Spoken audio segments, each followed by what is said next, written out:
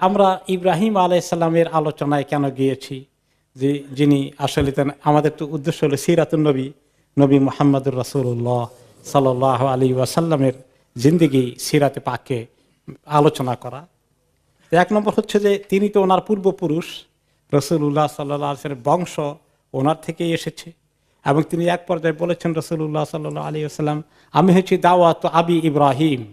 ইব্রাহিম আলাইহিস সালাম যে দোয়া করেছিলেন আল্লাহ তাআলার কাছে যে আল্লাহ এদের মধ্যে এমন নবী পাঠান যে তাদেরকে আল্লাহর কোরআন তেলাওয়াত করে শোনাবে, যে তাদেরকে পবিত্রতার দিকে নিয়ে আসবে, তাওহীদের দিকে নিয়ে আসবে, শিরক থেকে মুক্ত করে। এই দোয়ার ফল হচ্ছে আমি। এছাড়া ইব্রাহিম আলাইহিস সালামকে আল্লাহ তাআলা একটা উম্মত বলেছেন, ইন্না ইব্রাহিমা কানা উম্মাতান কানিতান লিল্লাহি হানিফা। তিনি নিজেই একটা উম্মত, মানে একটা জাতির মতো। এই উম্মতের অর্থ অবশ্য এখানে তাফসীর কারকগণ বলেছেন আল ইমামুল্লাযী ইউআল্লিমুন নাস আল খায়র, যিনি মানুষকে কল্যাণের দিকে নিয়ে এসেছেন, সেই ইমাম হিসাবে ওনাকে উম্মাহ শব্দ ব্যবহার করা হয়েছে। এরপরে আমরা ওখানে যে শিক্ষাগুলো পাই, এক নম্বর শিক্ষা হলো ইরাক থেকে যখন তিনি আসলেন, মানুষ যদি দিনের পথে মজবুত হয়ে টিকে থাকে তাহলে আল্লাহ তাআলা তাকে সাহায্য করেন। তার প্রমাণ তিনি আগুনে ফেলে দেওয়া হলো, কিন্তু আল্লাহ তাআলা ওনাকে রক্ষা করলেন। দুই নম্বর, দ্বীনি কাজ যাদের মিশন, তারা দ্বীনি কাজকে থামায় না। যেখানে সুবিধা হয় নাই, প্রয়োজন বোধে হিজরত করতে হবে। এই জন্য রাসূলুল্লাহ সাল্লাল্লাহু আলাইহি ওয়াসাল্লাম নিজেও হিজরত করেছেন সাহাবীদেরকে নিয়ে মক্কা থেকে মদিনায়। আর ইব্রাহিম আলাইহিস সালাম হিজরত করলেন ইরাক থেকে শাম, সিরিয়া হয়ে ফিলিস্তিন। এখনো তো হিজরত করতে হয়। আমাদের বাড়ির পাশে রোহিঙ্গাদেরকে শুধু ইসলামের কারণেই তাদেরকে আজকে হিজরত করতে হয়েছে। কি করুণভাবে তাদের উপরে নির্যাতন নেমে এসেছে। তো দিনকে টিকিয়ে রাখার জন্য এরকম পরিস্থিতি কোনো দেশে যখন আসে, তখন তাদের প্রতি হিজরত করা কিন্তু ফরজ হয়ে যায়। কাজেই এই যে রোহিঙ্গারা আমাদের দেশে এসেছে, এটা আমাদের দেশের জন্য একটা বাড়তি ঝামেলা তৈরি হয়ে গেছে। এই কথা মুখে উচ্চারণ করা মুসলমানের জন্য জায়েজ আছে না। তারা তাদের ফরজ দায়িত্ব পালন করতে এসেছেন, যাদের জান বাঁচানোর জন্য, ইজ্জত বাঁচানোর জন্য, দিনকে রক্ষা করার জন্য। সেখান থেকে এই মুহূর্তে কোনো উপায় যদি না থাকে, হিজরত করে আসা তাদের জন্য ফরজ হয়ে গেছে। আর যারা আনসার হবে, যারা তাদের প্রতিবেশী দেশ, ওই সমস্ত মুসলমানদের উপরে সেই দেশের প্রতি তাদের সহযোগিতা করা কি ফরজ না নফল? ফরজ হয়ে গেছে, জরুরি ফরজ আমাদের উপরে এই জিনিসটা। এইগুলো একটা শিক্ষা। এরপরে আসে যে ইব্রাহিম আলাইহিস সালাম বসে থাকেনি, তিনি ফিলিস্তিন থেকে আবার মিশরে গিয়েছেন। সেটাও একটা শিক্ষা যে দাওয়াতি কাজের জন্য যাদেরকে আল্লাহ তাআলা পয়দা করেছেন তাদেরকে দেশ বিদেশে গিয়ে দিনে দাওয়াতি কাজ করতে হবে। এখানে আমরা চলে এসেছি, আমাদের জন্য একটা সুযোগ হয়েছে যে এখানে আমরা দিনী কাজ করতে পারি। আমাদেরকে দিনী কাজের জন্য প্ল্যান করে হিজরত করা লাগেনি, আমরা এসেছি, দিনী কাজের সুযোগ হয়েছে, আমরা সেই কাজ করা উচিত। এরপরে দেখেন, উনি তো শুধু নন, ওনার স্ত্রী সারা রাদিয়াল্লাহু আনহা কি মুসিবতে পড়ে গিয়েছিলেন। এত সতী সাধবী নারী, তার উপরে লোলুপ দৃষ্টি পড়েছে, কিন্তু তিনি আল্লাহ তাআলার কাছে ফরিয়াদ করলেন, যার কারণে আল্লাহ তাআলা ওনার ইজ্জতের হেফাজত করলেন। তো এখানে দেখা যায় যে কঠিন বিপদে আল্লাহর কাছে সাহায্য চাইলে আল্লাহ তাআলা আমাদেরকে সাহায্য করতে পারেন, এই আশা, এই কনফিডেন্স আমাদের থাকা উচিত। এরপরে ইসমাইল আলাইহিস সালাম, তিনি কি পরীক্ষা পাশ করেছিলেন। আল্লাহ তাআলা এই সন্তানকে, প্রথম সন্তানকে জীবনে পাওয়া কেবল বড় হয়েছে, টিনএজের শুরু, এই সময় আল্লাহ তাআলা হুকুম দিলেন তাকে জবাই করো, কোরবানি করে দাও। আর সেই কোরবানি করতে তিনি যখন শেয়ার করলেন যে বাবা তুমি কি মনে করো, আমাকে আল্লাহ এখন স্বপ্ন দেখাচ্ছেন, বাবাও জানেন ছেলেও জানেন আল্লাহর স্বপ্ন মানি ওয়াহি, নির্দেশ। তখন তিনি কি বললেন, ইসমাইল আলাইহিস সালাম, আব্বা আপনি কার্যকরী করেন আল্লাহর হুকুম, আপনি পাবেন, আমি সবরের সাথে সেটাকে মেনে নিয়েছি। আপনি কোনো ইতস্তত করবেন না, হেজিটেশন করবেন না। কি স্পিরিট আল্লাহর হুকুমকে মেনে নেওয়ার জন্য, এটার নামই তো ইসলাম। আল্লাহর হুকুমের কাছে আত্মসমর্পণ করা, নিজেকে সুপর্দ করে দেওয়া। মুমিন জীবনে এভাবে পরীক্ষা নিরীক্ষা যখন আসে, তখন তারা আল্লাহ তাআলা যদি কোনো কঠিন পরিস্থিতিতে ফেলে দেয়, তখন তারা সেটাকে অ্যাকসেপ্ট করে ফেলে যে কিভাবে আল্লাহ তাআলার কাছে আমরা পাশ করব, সেই চিন্তায় তারা থাকে। ইব্রাহিম আলাইহিস সঙ্গে নবী করিম সাল্লাল্লাহু আলাইহি সাল্লাম এবং এই উম্মতের আরো সম্পর্ক আছে। আল্লাহ তাআলা আমাদের ব্যাপারে বলছেন সূরা আল হজের ৭৮ নম্বর আয়াতে, মিল্লাতা আবিকুম ইব্রাহিম হুয়া সাম্মাকুমুল মুসলিমিন। তোমাদের এই মুসলিম উম্মাহ, এই তোমাদের যে দিন ইসলাম, এটা হচ্ছে তোমাদের পিতা ইব্রাহিমের মিল্লাত, ইব্রাহিমের দিন। হুয়া সাম্মাকুমুল মুসলিমিন, তিনি তোমাদেরকে মুসলিম এই শব্দটির নামটি এভাবে দিয়েছেন। এখন মুসলিম তো আদম আলাইহিস সালামও মুসলিম ছিলেন, নূহ আলাইহিস সালাম মুসলিম ছিলেন এবং তাদের উম্মাহ। তো ইব্রাহিম আলাইহিস সালাম মুসলিম নাম কেন কিভাবে দিলেন, এটা অর্থটা কি? মুসলিম যে আল্লাহর হুকুমকে মেনে নেয়। এখন এরকম আরো অনেক শব্দ আরবিতে আছে, মুতিয়া, যে আল্লাহর হুকুম মানে। এরকম অনেক শব্দ আসতে পারে, কিন্তু পরিচয় আইডেন্টি হিসাবে, জাতি হিসাবে, উম্মত হিসাবে তিনি মুসলিমটাকে, এই টার্মিনোলজিটাকে ব্যবহার করেছেন, এই পরিভাষাটাকে তিনি অ্যাপ্লাই করেছেন এই উম্মতের পরিচয় হিসাবে, আইডেন্টিটি হিসাবে। কিন্তু আমাদের অনেক, আমরা মোমেন, আমরা মুতিয়া, আমরা সলেহ, এরকম সবগুলোই চলে। কিন্তু এই উম্মতের পরিচয় এক নম্বর কোনটা? এই উম্মতকে রেফার করতে হলে মুসলিম। এটা আসছে ইব্রাহিম আলাইহিস সালাম, এটা এই শব্দটাকে পছন্দ করেছেন, যেটা আজকে আমাদের জাতিগত পরিচয় হয়ে গেছে। হুয়া সাম্মাকুমুল মুসলিমিন, এই নামকরণও তিনি করেছেন। কাজে আমাদের সঙ্গে, এই নবীর সঙ্গে ইব্রাহিম আলাইহিস সালামের সম্পর্ক বহু দিক থেকে। আমরা যখন হজে যাই, সেখানে আল্লাহ তাআলা আমাদেরকে কি বলেছেন? ওয়াত্তাখিযু মিন মাকামি ইব্রাহিমা মুসাল্লা। তোমরা ইব্রাহিম আলাইহিস সালাম যেখানে দাঁড়িয়ে, যে পাথরের উপরে দাঁড়িয়ে কাবা ঘরের দেওয়াল নির্মাণ করতেন, সেটা সেই জায়গাটা যেখানে রাখা হয়েছে, এই এরিয়াটাকে বলা হয় মাকামি ইব্রাহিম, ইব্রাহিমের জায়গা, ইব্রাহিমের কেয়াম করার জায়গা, ইব্রাহিমের দাঁড়ানোর জায়গা। যে পাথরের উপর তিনি দাঁড়িয়েছিলেন, সেই এরিয়া, কেন্দ্রিক এরিয়াটা হচ্ছে মাকামি ইব্রাহিম। সেখানে আমরা তাওয়াফের পরে 2 রাকাত নামাজ পড়ার কথা। তবে যদি মাতাফ ভর্তি হয়ে যায়, সেখানে এই 2 রাকাত নামাজ পড়া না যায়, তাহলে বাইতুল্লাহর যে কোনো জায়গায় পড়লেই আদায় হয়ে যাবে। মানুষকে তাওয়াফে ডিস্টার্ব করে, জাহেলদের মতো সেইখানে জোর করে নামাজ পড়ার জন্য আল্লাহ তাআলা হুকুমটা দেননি। সুবিধা হলে পড়বো, না হলে যে কোনো জায়গায় পড়লেই তাওয়াফের 2 রাকাত সালাত আদায় হয়ে যাবে।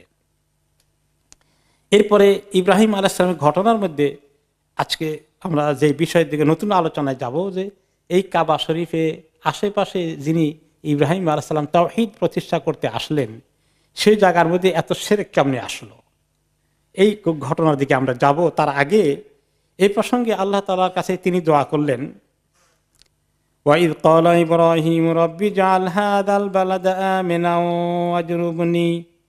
ওয়াজনুবনি ওয়া বানিয়া আন না'বুদাল আসনাম।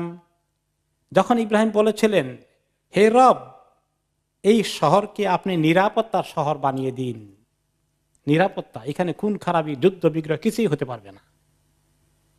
ওয়াজনুবনি, আর আল্লাহ আমাকে আপনি হেফাজত করুন, আমাকে বাঁচিয়ে দিন। ওয়া বানিয়া, এবং আমার সন্তান সন্ততিদেরকে বাঁচিয়ে দিন।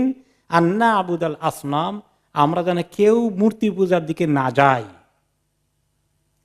রব্বি ইন্নাহুন্না আযলালনা কাসীরাম মিনান নাস। আল্লাহ, এই মূর্তিগুলো অনেক মানুষকে গোমরাহ করেছে। মূর্তির মানুষের কাছে কাছে গিয়ে গোমরাহ করার কোনো শক্তি আছে নাকি? অর্থাৎ মূর্তির উসিলায় মানুষ প্রচুর এই গুনার মধ্যে গোমরাহিতে চলে গিয়েছে। নূহ আলাইহিস সালামের জামানায় পর থেকে এই যে কিভাবে নূহ আলাইহিস সালামের আগেই আদম আলাইহিস সালামের শিক্ষা থেকে দূরে গিয়ে লোকেরা কি করে ফেললো, বিভিন্ন রকমের মূর্তি জোগাড় করে ফেললো। এই মূর্তিগুলোর ইতিহাস, একসময় এই মূর্তির অরিজিনাল মানুষগুলো ছিল বড় ওয়ালি আল্লাহ। এদেরকে আস্তে আস্তে মানুষ কি এক পর্যায়ে তাদের মূর্তি বানিয়ে পূজা করা শুরু করে দিল। তো এই যে মূর্তি মানুষের মধ্যে অনেক বিভ্রান্তির কারণ হয়ে গেল। আল্লাহ, আপনি এই মানুষগুলোকে, আমার রেখে যাওয়া এই সন্তান সন্ততি এবং এই শহরের লোকগুলোকে আপনি মূর্তি পূজা থেকে আল্লাহ রক্ষা করেন। ফামান তাবিআনি ফাইন্নাহু মিন্নি, যে আমাকে অনুসরণ করে, এই তাওহীদের উপরে থাকে, আল্লাহ সে তো আমার অন্তর্ভুক্ত হবেই, তার জন্য তো সুখবর। ওমান আসানি ফাইন্নাকা গাফুরুর রহিম, আর কেউ যদি নাফরমানি করে ফেলে, গুনার দিকে চলে যায়, তাহলে আশা করছি আপনি তো গাফুর এবং রাহিম, কেউ ভুল করে ফেললে আপনি তাকে মাফ করে দিয়েন। ইব্রাহিম আলাইহিস সালাম আরো দোয়া করেন, অনেক দোয়া করেছেন, কোরআনে পাকে ওনার দোয়া ভর্তি, প্রচুর দোয়া করেছেন। তার মধ্যে অন্যতম একটা দোয়া ছিল সূরা আল বাকারার 124 নম্বর আয়াতে, ক্বালা ইন্নী জাইলুকা লিন-নাসি ইমামা ক্বালা ওয়া মিন যুররিয়্যাতি ক্বালা লা ইয়ানালু আহদিয যালিমিন। তখন তিনি বলেন যে হে আল্লাহ, আপনি আমাকে ইমাম বানিয়ে দেন। ইমাম বানানোর এত হওয়ার শখ হওয়া কি ভালো নাকি? এটা থেকে প্রশ্ন করতে পারেন যে ইমাম অর্থটা কি, সেটা আরেকটি আয়াত থেকে সূরা আল ফুরকানে আমাদের সন্তান সন্ততির জন্য আমরা দোয়া করি যখন, আল্লাহ তাআলা একটা সুন্দর দোয়া শিখিয়ে দিয়েছেন, রব্বানা হাব লানা মিন আজওয়াজিনা ওয়া যুররিয়াতিনা কুররাতা আয়ুন ওয়াজআলনা লিল মুত্তাকিনা ইমামা। হে আল্লাহ, আমাদের স্বামী স্ত্রী এবং আমাদের সন্তান সন্ততি সবাইকে চক্ষু শীতল হওয়ার কারণ বানিয়ে দিন, তাদেরকে দেখলে যেন আমাদের চক্ষু জুড়িয়ে যায়।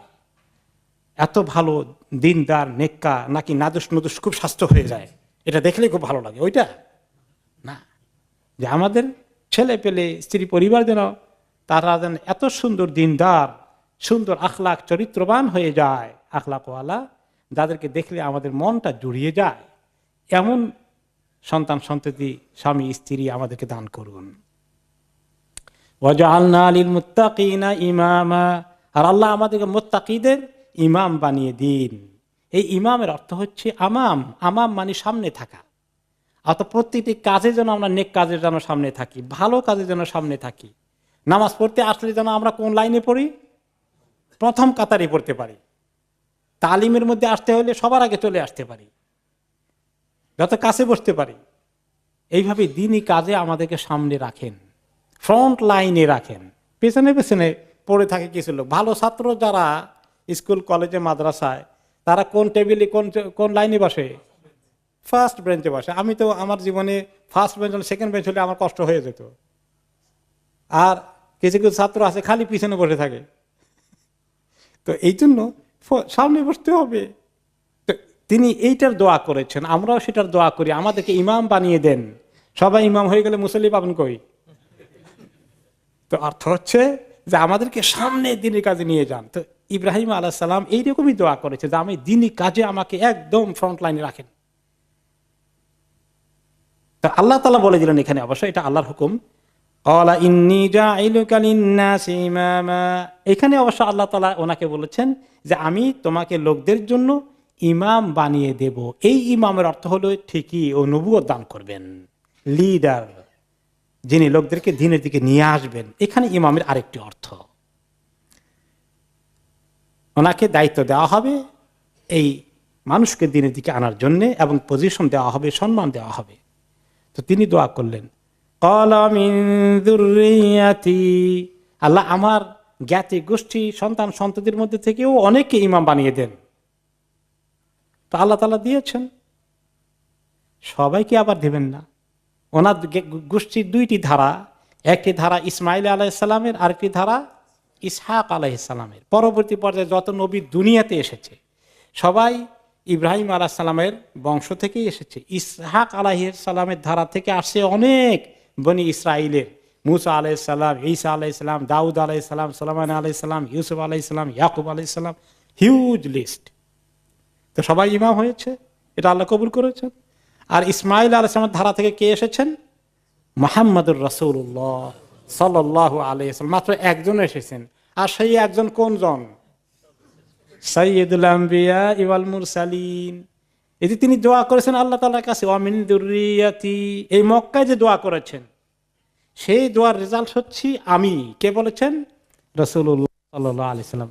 আনা দাওয়াত আবি ইব্রাহিম, ইব্রাহিম আলাইহিস সালাম আমার পিতা যে দোয়া করেছিলেন তার রেজাল্ট হচ্ছে আমি, আমাকে আল্লাহ এই ধারা থেকে পাঠিয়েছেন। এখন ইব্রাহিম আলাইহিস সালাম সবাইকে তো আল্লাহ নবী বানাবেন না, আর এই পজিশন দেবেন না। আল্লাহ তাআলা বলে দিলেন দেবতা কিছু, কিন্তু লা ইয়ানালু আহদিয যালিমিন, তোমার গোষ্ঠী, তোমার সন্তান সন্ততি, আগামী বংশধর যারা জালিম হবে তাদেরকে আমি এই পজিশন দেব না। শিরক করবে আর তাকে নবী বানাবেন নাকি আল্লাহ তাআলা? তাহলে আল্লাহ তাআলা এখানে ইঙ্গিত করেছেন যে ওনার গোষ্ঠীর মধ্যে দেখা যায় কিছু এরকম আসবে যে পাওয়া গেল। এখন এত ভালো পিতা, এত ভালো গোষ্ঠী, যাদের পূর্বপুরুষ নবী, প্রথমে ইব্রাহিম আলাইহিসসালাম, তারপরে ইসমাইল আলাইহিসসালাম, তারা কেমনি এত শিরক করলো, এদের কাহিনী এবার শুনেন কিভাবে শিরকের আবিষ্কার হলো। ইসমাইল আলাইহিসসালামের এই শিক্ষা বহুদিন পর্যন্ত চলতে থাকে, ওনার গোষ্ঠীর মধ্যে এই তাওহীদের ধারা চলতে থাকে। হতে হতে এক পর্যায়ে অনেক পরে নবী করিম সাল্লাল্লাহু আলাইহি ওয়াসাল্লামের আসার বেশ আগে তাদের এক লিডার আসলো, তার নাম হচ্ছে আমর ইবনে লুহাই। আমর ইবনে লুহাই এই লোকটি কুরাইশদের সর্দার হয়ে সে মক্কা রাজত্ব করলো। তার ব্যাপারে যেটা আসছে, এই লোকটাই দ্বীন ইব্রাহিমকে চেঞ্জ করেছে, শিরক নিয়ে এসেছে। তার কাহিনী হচ্ছে এই, ফাইন্নাহু নাশা আলা আমরিন আযীমিন মিনাল মারুফ ওয়া সাদাকা।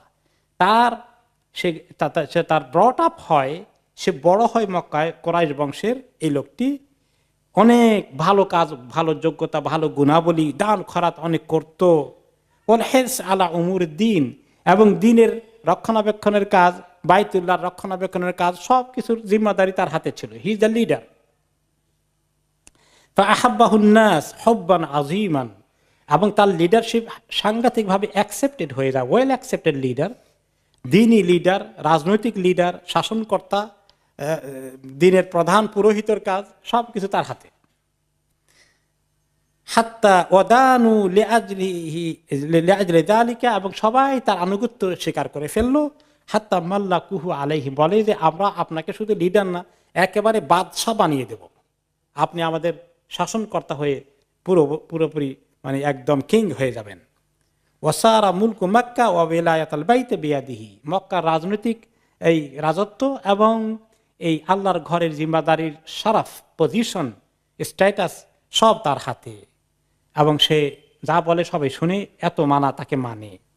ওয়াযান্নু আন্নাহু মিন আকাবিরিল উলামা ওয়া আফাদিলিল আউলিয়া, সবাই মনে করলো উনি তো সবচেয়ে বড় আলেম দ্বীনে ইব্রাহিমের, আর অনেক বড় ওলি আল্লাহ। এরকম ভাবে লোকেরা তাকে অ্যাকসেপ্ট করা শুরু করে দিল।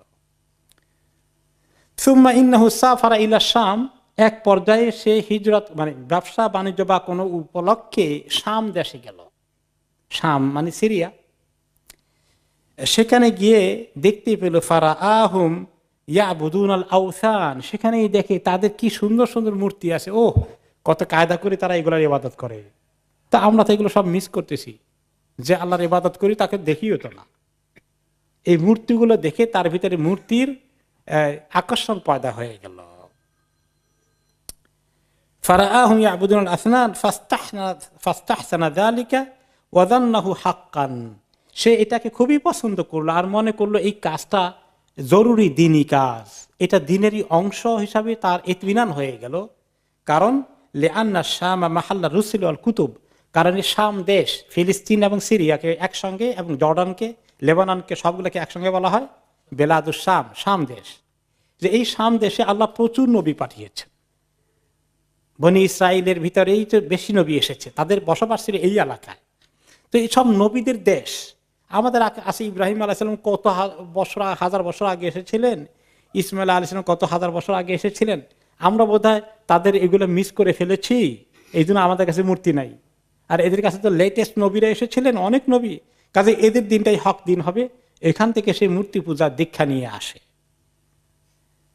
ফালাহুমুল ফাদিলাতু বিযালিকা আলা আহলিল হিজাজ ওয়া গায়রিহিম, হিজাজ ওয়ালাদের উপর মক্কা মদিনা ওয়ালাদের তুলনায় এদের অবশ্যই দ্বীনি জ্ঞান অনেক বেশি। তারা আখেরি নবীদেরকে, লেটেস্ট নবীদেরকে পেয়েছেন, কাজে তারা যেটা করেন সেটাই ঠিক দিন হবে।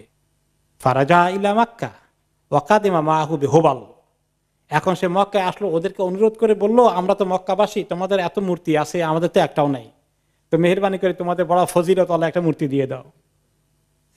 এই ফজিলতের মূর্তি দিয়েছে হুবাল, হুবাল নিয়ে আসছে।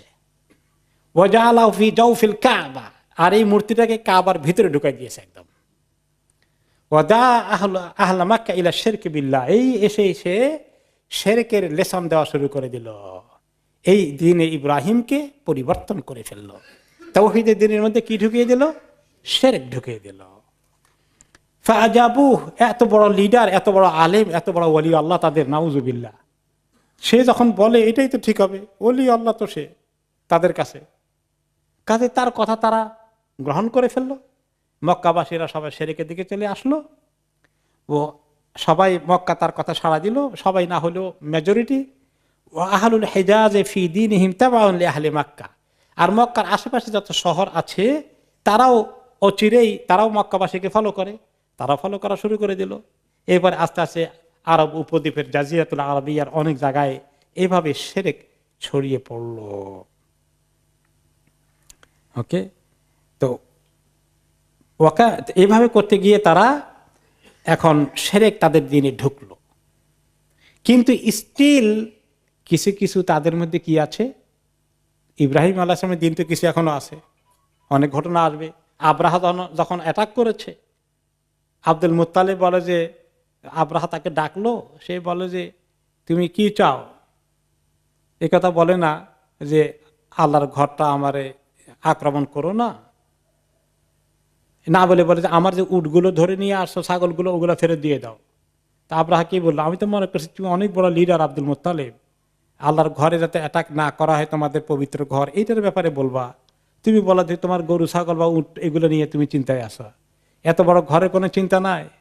আমি তো উটের মালিক, কিন্তু ঘরের মালিক তো আল্লাহ আরেকজন আছেন, তিনি যদি চান সেটা তিনি হেফাজত করবেন, আমাকে তুমি আমার উটগুলো দিয়ে দাও। তো তাতে বোঝাই গেল যে আল্লাহ যে একজন আছে এটা তারা জানে। একজন আব্দুল মুত্তালিব, তার এক ছেলের নাম রেখেছে আব্দুল্লাহ, আবার আরেক ছেলের নাম আব্দুল ওজ্জা, ওজ্জা মূর্তির সন্তান, দাস। তো আল্লাহ আছে, মূর্তিও আছে। তো এভাবে করে তারা দ্বীনে ইব্রাহিমের কিছু অংশ আছে, আর কিছু অংশ তাদের মন গড়া পরিবর্তন করে শিরক বিদআত ঢুকিয়ে দিয়েছে। এমনকি তারা যে সমস্ত বিদআত করেছে এবং শিরক ঢুকিয়েছে, তার মধ্যে একটা হলো তালবিয়া, লাব্বাইক আল্লাহুম্মা লাব্বাইক, লাব্বাইক লা শারীকা লাক লাব্বাইক, ইন্নাল হামদা ওয়ান নি'মাতা লাকা ওয়াল মুলক লা শারীকা লাক। এত সুন্দর তালবিয়া হজ ওমরার তাওয়াফ করতে গেলে এর মধ্যে পরিবর্তন নিয়ে এসেছে। এই কোরাইশ বংশের একটা নাম ছিল নিজার গোত্র, তারা যখন মক্কা শাসনভার পায়, তারা তখন অ্যাড করলো শিরকের তালবিয়া। কিভাবে তারা শুরু করলো, লাব্বাইক লা শারীকা লাক, লাব্বাইকে তো আছে, আপনার কোনো শরীক নাই আল্লাহ, ইল্লা শারীকান হুয়া লাকা, তবে ওই শরীকটা যেটা আপনি ঠিক করে নিয়েছেন, লা হাওলা ওয়ালা কুওয়াতা ইল্লা বিল্লাহ, তামলিকুহু আমা মালাক, ওই শরীক যে এমন শরীক আপনার মতো বরাবর না, ওই শরীকের মালিকানাও আপনার হাতে। আর এই শরীক যদি কিছু মালিকানা তার কোনো জিনিস থাকে, সেই জিনিস এবং সেই নিজে সব আপনার মালিকানার ভিতরে আছে। তার মানে এগুলো সবগুলো ছোটখাটো মাবুদ, আপনি কিন্তু বড় ঠিক আছেন, সেই ব্যাপারে আমরা কম্প্রোমাইজ করছি না। হিন্দুদের সবচেয়ে বড়টা ঈশ্বর, আর বাকি অনেক দেবতা আছে, ঠিক এই লাইনে। তাদের সবচেয়ে অন্যতম আরেকটা বড় নাম করা মাবুদ বা মূর্তি ছিল, একটা তো শুনলাম আমরা হুবল, মক্কার ভিতরে কাবা ঘরের ভিতরে ঢুকানো আছে, আর এ ছিল মানাত। লাত এবং মানাতের মধ্যে শুনেছি, তার মধ্যে মানাত একটা, কানা মানসুবান আলা সাহিলের বাহরি বিকোদাইদ, এটা আরব সাগরের তীরে ছিল, মক্কা মদিনার মাঝখানে প্রায়। সমস্ত আরবরা এটাকে খুব সম্মান করতে সেখানে যেত, এবং মদিনাবাসী যে আউস এবং খাজরাজ যারা পরে ইসলাম কবুল করেছেন, তাদের অনেক বড় মাবুদ ছিল এই মানাত। সেখানে তারা তীর্থ পালন করতে, মানে এক রকমের হজ করতে সেখানে তারা আসতেন। এরপরে ছিল লাত, এটা ছিল তাইফ বাসীদের বড় মূর্তি। আর এটা ছিল উজ্জা, এটা ছিল ওয়াদি নাখলা, যেটা মক্কা এবং তাইফের মাঝখানে একটি শহর। এরপরে এইগুলো বড় বড় কতগুলো মূর্তি, এছাড়া তাদের অগণিত মূর্তি ছিল। স্বয়ং রাসূলুল্লাহ সাল্লাল্লাহু আলাইহি ওয়াসাল্লাম যখন মক্কা শরীফ বিজয় করেন, মক্কার ভিতরে কয়টা মূর্তি পেয়েছেন? তাই কাবাঘরের ভিতরে 360টি পেয়েছেন। যে এক কাবাঘরের ভিতরে 360, আর প্রত্যেক কবিলায়, গোত্রে, উপগোত্রে, বিভিন্ন জায়গায়, বাজারে, ঘাটে, হাটে, মাঠে, সব জায়গায় বিভিন্ন মূর্তি দিয়ে সয়লাভ করে ফেলেছে। এই জন্য যখন নবী করিম সাল্লাল্লাহু আলাইহি ওয়াসাল্লাম বলে যে লা ইলাহা ইল্লাল্লাহ, কোনো মাবুদ নাই একমাত্র আল্লাহ ছাড়া, তারা বললো কি এটা কেমন কথা, এত মূর্তি এত মাবুদ দিয়ে কোন রকমের টিকে আছি, সব জিনিস নাই হয়ে যায়, একজনে কেমনে ঠিক রাখবে সব? আজালাল আলিহাতা ইলাহান ওয়াহিদা ইন্না হাযা লাশাইউন উজাব। সব মাবুদ ফেলে দিয়ে কয় একমাত্র এক মাবুদ। আশ্চর্য কথা, চলবে কেমনে? তারা আশ্চর্য হয়ে গেল। এইভাবে শিরক গোটা আরব দেশের গলিতে গলিতে ছড়িয়ে পড়ল। তাহলে কিভাবে আরবদের মধ্যে এই শিরকের প্রচলন হলো? ইব্রাহিম আলাইহিস সালামের সন্তানদের, তাওহীদের সন্তানের মধ্যে। এখানে একটা বড় শিক্ষা কি জানেন? বাপ দাদা 14 গোষ্ঠী অনেক বড় বুজুর্গ ছিলেন, কামেল ছিলেন। তারপরে তার 14 গোষ্ঠী আস্তে আস্তে নামতে নামতে কোন দিকে গিয়েছে? তাওহীদের মধ্যে আছে না শিরকে গিয়েছে? ওই যে বড় ওলি আল্লাহ যিনি ছিলেন তার মাজার হয়ে গেছে এখন শিরকের কেন্দ্র, আখড়া। ঠিক কিনা? একই সিলসিলা। এমনকি পূর্বপুরুষ খুব যদি হয়, বংশের বুনিয়াদের গ্যারান্টি দিয়ে এই কোরাইশ বংশ ইব্রাহিম আলাইহিস সালামের দিনের মধ্যে থাকতে পারলো না। এই জন্য আল্লাহ তাআলা বলেছেন ওয়ালা ইয়ানালু আহদিয যালিমিন, যারা জালিম হয়ে যাবে তাদের সঙ্গে আমার এই চুক্তি নাই। দ্বীনের পাহারাদার, দ্বীনের ওয়ালায়াত, দ্বীনের নবুয়ত তাদেরকে দেব, হইতে পারে না। এটা ইব্রাহিম আলাইহিস সালামের সঙ্গে শুধু নয়, এমনকি স্বয়ং নবী মুহাম্মদ সাল্লাল্লাহু আলাইহি ওয়াসাল্লাম আলে বাইত, ওনার আলে বাইত কত সম্মানিত আমাদের কাছে, তাই না? এখন আলে বাইতের গোষ্ঠী বিভিন্ন জায়গায় যেতে যেতে তারাও ঠিক একই অবস্থা হয়ে গেছে। অনেক ক্ষেত্রে শিরক বিদআতে লিপ্ত হয়ে গেছে আলে বাইতের এই জমানার মধ্যে আর কি। আগের জমানা না, কয়েক জেনারেশন, বহু জেনারেশন একদম সহি দ্বীনের উপরে ওনার থেকে ছিলেন। কিন্তু এখন বিভিন্ন জায়গায় তারা, ইয়ামানে অন্য অন্য জায়গায় দেখা যায় যে তারা আলে বাইতের দাবি করে। কতটুকুন দাবি, কার কতটুকু বংশবনিয়া ঠিক আছে সে করা তো মুশকিল। কিন্তু অনেক আলে বাইতের দাবিদার কিন্তু এই যে মাজার কেন্দ্রিক শিরক বিদআতে লিপ্ত। তাহলে বোঝা গেল যে ওলি আল্লাহর সন্তান হলে তার 14 গোষ্ঠী, তার 10, 12, 13, 14, 20তম গোষ্ঠী ওইটা বিক্রি করে করে খায়, কিন্তু দিন থেকে সরে যেতে পারে। এটা আমাদের জমানায় তার প্রমাণ পাওয়া যাচ্ছে। এবার আসুন, আরবরা কি কি এই ইব্রাহিমের দিনের মধ্যে ঢুকলো। একটা তো আমরা শিরক পেলাম, লাত, মানাত, উজ্জা, হবল এগুলো ঢুকিয়েছে। এরপরে আরো অনেক কিছু তারা করেছে। করতে করতে দিনের মধ্যে এমন পরিবর্তন এসেছে, যেমন এই মূর্তিগুলোকে তারা কিভাবে ইবাদত করত, চতুর্দিকে ওদের যেখানে যেখানে রাখা হয়েছে ওদের পিছনে আবার তাওয়াফ করত। যেটা এখন কোনো কোনো ওলি আল্লাহর কবরের মাজারে গেলে আপনি কি দেখবেন? তাওয়াফ করে। মূর্তিদেরকে সেজদা করত, এখনো কোনো কোনো মাজারে গেলে সেজদা করে, দেখছেন? আমি দেখেছি, নিজামুদ্দিন আউলিয়ার মাজারে গিয়েছি, দেখেছি সরাসরি সেজদা করছে, সরাসরি সেজদা করছে এবং তাওয়াফ করছে, 7 বার তাওয়াফ করে। আউযুবিল্লাহি মিন যালিক। আফ্রিকা, এশিয়া বিভিন্ন জায়গায় এগুলো আছে। এগুলো তারা শুরু করে দিয়েছিল। এমনকি তারা তীর্থ মানে হজ করতে যেত, অমুক তা মাজারের হজ করবে, তারা অমুক মূর্তির হজ করতে যায়। এরপরে তারা অনেক খাবার দাবার সেখানে দিয়ে আসতো, যে মূর্তি এগুলা খাবে, খাবার কবুল করবে। যেই কনসেপ্টটা এখন বিভিন্ন মূর্তি আলাদের কাছে আসে না? হিন্দু ধর্মে, বিভিন্ন চাইনিজদের বিভিন্ন ধর্মে দেখবেন তাদের ওই ইবাদতখানা ঘরের মধ্যে খাবার দিয়ে আসে, এগুলা তাদের মাবুদরা নাকি খায়, অথচ আমরা দেখি সবগুলা পোকামাকড়ে খায়। এরপরে কিছু জানোয়ারকে তারা ওয়াকফ করে দিত, এগুলাকে কেউ খেতে পারবে না, এগুলার উপরে কেউ সওয়ার হইতে পারবে না, এগুলাকে কোনো কাজে লাগাতে পারবে না, এগুলা আল্লাহর ওয়াস্তে ষাঁড় ছেড়ে দিয়েছে, এগুলা খুব মোবারক জিনিস। এরকম করে কিছু তারা ইবাদত নিয়ে এসেছিল। এরপরে তারা আরো কি করত? এক ধরনের ভাগ্য পরীক্ষা করত। কিভাবে? এটাকে বলা হয়তো আজলাম। তো তারা এগুলা নিয়ে কেউ কেউ বসে থাকতো, এক ধরনের লটারির মতো আর কি। আমি এই কাজটা করব, আমার ছেলেকে বিয়ে করবো অমুক জায়গায়, ঠিক আছে কিনা।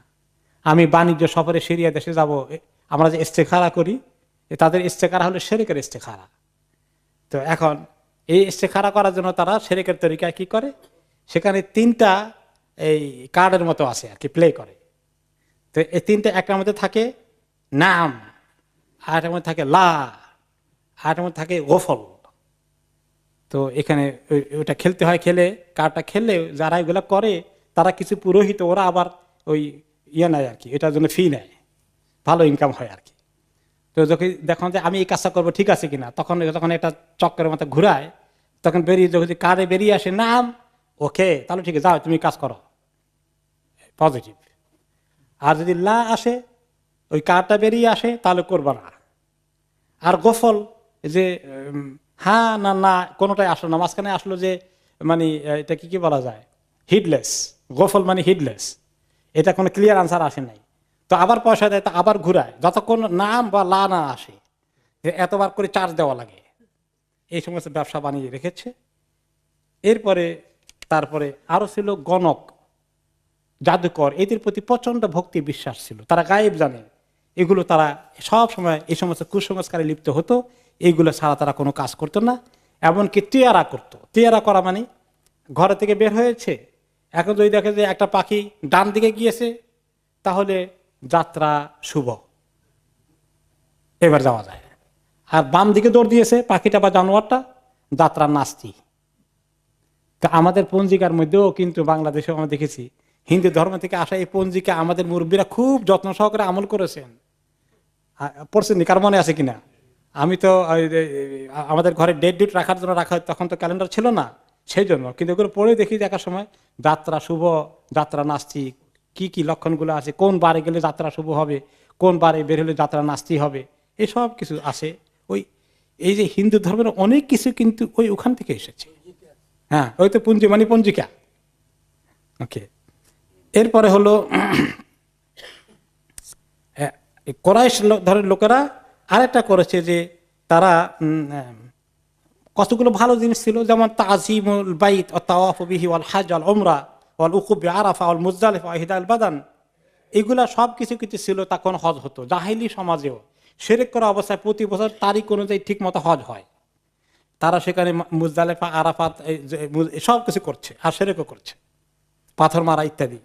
কিন্তু এর মধ্যে কোরাইশরা আস্তে আস্তে করে কিছু বেদাত শিরক ঢুকিয়ে দিয়েছে। কোরাইশ বংশ লোকেরা বললো, নাহনু বনু ইব্রাহিম ও আহলুল হারাম ও উলাতুল বাইত ও কাতিনু মাক্কা ওয়ালাইসা লিআহাদিন মিনাল আরব মিসলি হাক্কিনা ওয়া মানজালিনা ওয়া মানজালাতিনা। আমরা হলাম অত্যন্ত শরীফ বংশের লোক, আমরা হচ্ছে ইব্রাহিম আলাইহিস সালামের গোষ্ঠী, এবং আমরা হারামের বাসিন্দা, এবং আমরা এই ঘরের আল্লাহর ঘরের দেখাশোনা করার দেখভাল করার দায়িত্ব মক্কা শহরের অধিবাসী হওয়ার কারণে আমাদের আর সমস্ত নন মক্কান লোকরা, নন কোরাইশদের একই স্ট্যাটাস হতে পারে না। কাজেই তারা বলতে আমরা হচ্ছি হোমস, আমাদের পরিচয় হোমস মানে আমরা মক্কাবাসী, কোরাইশবাসী। কাজেই আমরা হজ করতে গেলে আমাদের হারাম এরিয়ার বাইরে হালালে যাওয়া ঠিক হবে না, এগুলা নন হোমস লোকেরা যাবে। এই যে আরাফাত হজের মেইন কাজ, এটা হলো হারাম এরিয়ার বাইরে, কিন্তু হারামের ভিতরে হলো মিনা এবং মুজদালিফা।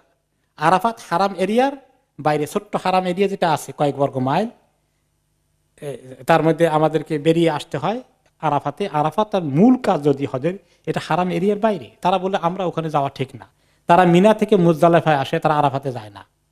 আরাফাতে যাবে সব যারা নন মাক্কান তাদের জন্য। আমরা এত শানদার লোক, আমরা হারামের ভিতরেই থাকতে হবে। এই একটা উল্টাপাল্টা কাজ করলো। এই জন্যই আল্লাহ তাআলা যখন হজ ফরজ করেছেন, তখন তিনি কোরাইশ বংশের লোকেরা তো অনেকে এই ব্যাপারে হজ করতেছে। মক্কা বিজয় পরে রাসূলুল্লাহ সাল্লাল্লাহু আলাইহি ওয়াসাল্লাম যখন হজ করবেন, তখন তো তিনি কোথায় যাবেন? আরাফাতে যাবেন। তখন যদি আরব লোকেরা মনে করে যে আমাদের 14 গোষ্ঠীর এত সুন্দর একটা সিস্টেমকে মুহাম্মদ ব্রেক করে দিয়েছে, আমাদেরকে এখন আরাফাতে যাইতে বাধ্য করছে, সেই জন্য আল্লাহ তাআলা কোরআনের আয়াত নাযিল করলেন কি, সুম্মা আফিদু মিন হাইসু আফাদান নাস, সেখানে তোমরা যাও হজে ক্যাম্প করার জন্য, সেখান থেকে মুজদালিফায় আসো যেখানে সবাই যায়, আরাফাতের ওখানে যেতে হবে তোমাদেরকে। আল্লাহ তাআলা ঠিক করে দিলেন যে যেতে হবে সেখানে। এরপরে তারা আরো বলল যে আমরা এই হারামের মধ্যে যখন থাকব, তখন সেখানে যারা বাইরে থেকে আসবে তাদের কোনো খানা পিনা তারা এখানে আনবে না, খাবেও না।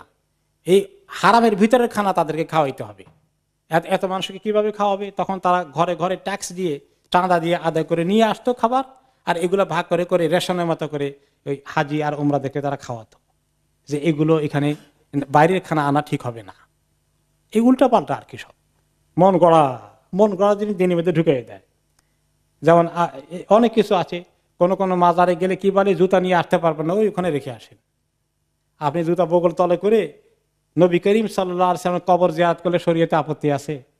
কোনো আপত্তি নেই। আপনার জুতা হারিয়ে যাওয়ার ভয় হাতে করে যদি নিয়ে যান, আল্লাহর ঘরে পর্যন্ত জুতা নিয়ে ঢুকা যায়, আর ওই মাজারে ঢুকা যায় না। কিভাবে দেখছেন মানুষ এইভাবে দিনকে নিয়ে যারা ব্যবসা করে তারা এগুলো আবিষ্কার করে। এরপরে তাদের আরেকটা হলো যে লা ইয়াজুজু তাওয়াফ ইল্লা ফি সিয়াবিল হুমস, কুরাইশবাসীদের মক্কাওয়ালাদের কাপড় ছাড়া আর অন্য কোনো কাপড় গায়ে দিয়ে হারামের মধ্যে তাওয়াফ করা যাবে না। বাইরে থেকে যারা আসবে তারা হয়তো মক্কাওয়ালাদের কাপড় কিনবে, ধার করবে, আর না পাওয়া গেলে কি করবে? না পাওয়া গেলে তাদের কাপড় যেটা দিয়ে করতে পারবে, আরেক মাসালা বের করছে ফেকের মাসালা, যে ওইটা দিয়ে যদি করে তাহলে সেই কাপড়টা তাওয়াফ করার সঙ্গে সঙ্গেই ফেলে দিয়ে আরেক কাপড় পরবে, এই কাপড় আর কোনোদিন জীবনে গায়ে দিতে পারবে না, নাজায়েজ হয়ে যাবে। মন করা মাসালা। এরপরে কেউ যদি বলে যে আমার তার কাপড় নাই, এটা যদি আমি দিয়ে তাওয়াফ করি, তাহলে তো আমি যদি এখন এটাকে ফেলে দেই তা আমি গায়ে দেবো কি? তখনকার লোক তো এত বৃত্তশালী ছিল না। তাহলে বলে যে ঠিক আছে, তাহলে তুমি দরকার হলে ল্যাংটা তাওয়াফ করো নগ্নভাবে।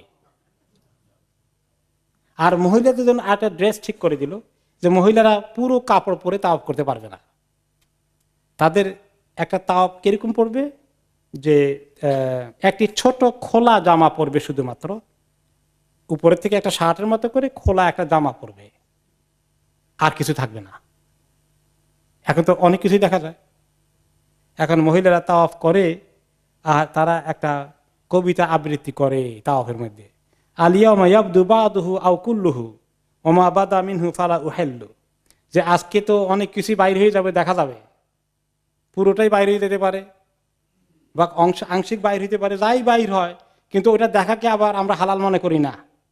তার মানে তোমরা চোখকে সাবধান রাখো, আমরা একটু তো এভাবে তাওয়াফ করতে হবে।